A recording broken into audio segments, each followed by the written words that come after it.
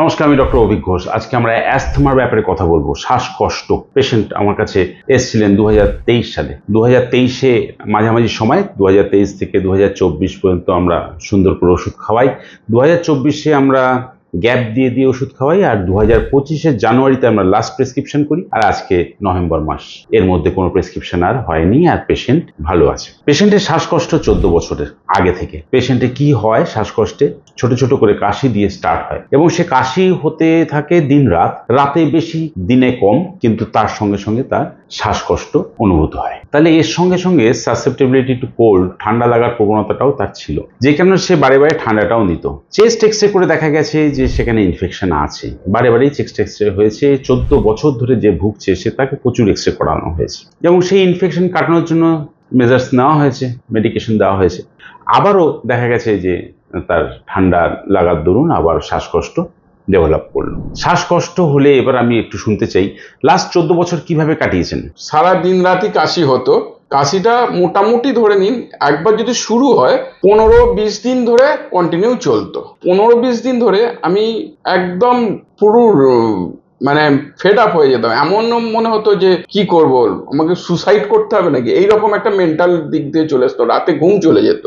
আস্তে আস্তে নিজে থেকে ফেড আপ হয়ে যাচ্ছিলাম। তারপরে আমি একদম আপনার শরণাপন্ন হই। তারপর যথারীতি আমরা যখন প্রথম ওষুধ ব্যবহার করছিলাম তখন রেজাল্ট কিভাবে আসছিল, কিভাবে আপনি নিজেকে ভালো উপলব্ধি করছিলেন? প্রথম যখন আপনার সঙ্গে মিট হয়, আপনি বললেন মোটামুটি আপনাকে 6 মাসের মতন আমি চেক আপ করবো। তার মধ্যে 2 মাস আপনাকে মেডিসিন খেতে হবে। প্রথম 1 মাস খাওয়ার পরে আমি অনুভব করলাম আমার শ্বাসকষ্ট যেন একটু কমেছে, কাশিটা পরিমাণে কম আছে। তারপর শ্বাসকষ্টটা আস্তে আস্তে কমলো কবে? 23-এর মাঝামাঝি থেকে শুরু করে 24-এর গরমকাল পর্যন্ত আমার ওই শ্বাসকষ্টটা চলেছে, কম বেশি করে চলেছে। তারপরে 24-এর ওষুধ খেয়েছি।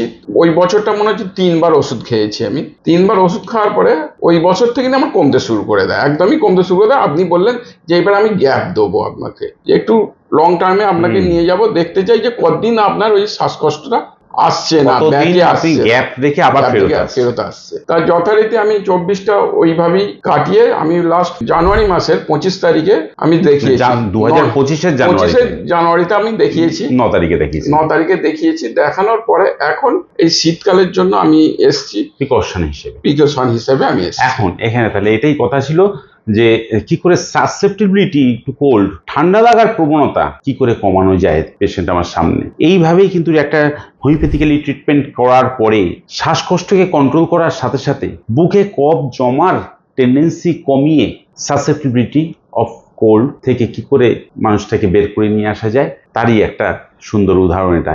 শীত, বর্ষা, গরম, 3টে সিজনই কিন্তু উনি কভার করেছেন উইদাউট মেডিসিন। তাহলে আমাদের আলটিমেট উদ্দেশ্য হচ্ছে পেশেন্ট বিনা ওষুধে যেন চলতে পারে। পেশেন্ট এখন বিনা ওষুধে চলছে।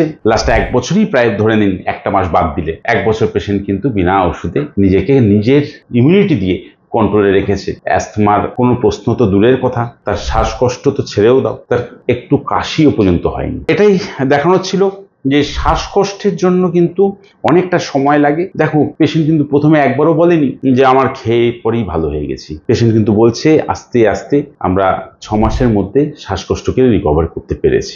সে এখন এই মুহূর্তে কোনো নেবুলাইজিং বা কোনো ইনহেলার নিচ্ছেন না, আর আমিও লাস্ট 1 বছর ধরে প্রায় কোনো ওষুধও দিচ্ছি না। তাহলে একে তো রিকভারি বলে। এইভাবে যদি আমরা শ্বাসের রোগীদের ট্রিটমেন্ট করি তাহলে তারা ফ্রিলি চলতে পারে উইদাউট মেডিসিন। এটা ছিল আমাদের একটা শ্বাসকষ্টের রোগী কিভাবে সারলো সেটাই দেখাতে পারলাম। নমস্কার, ভালো থাকবেন।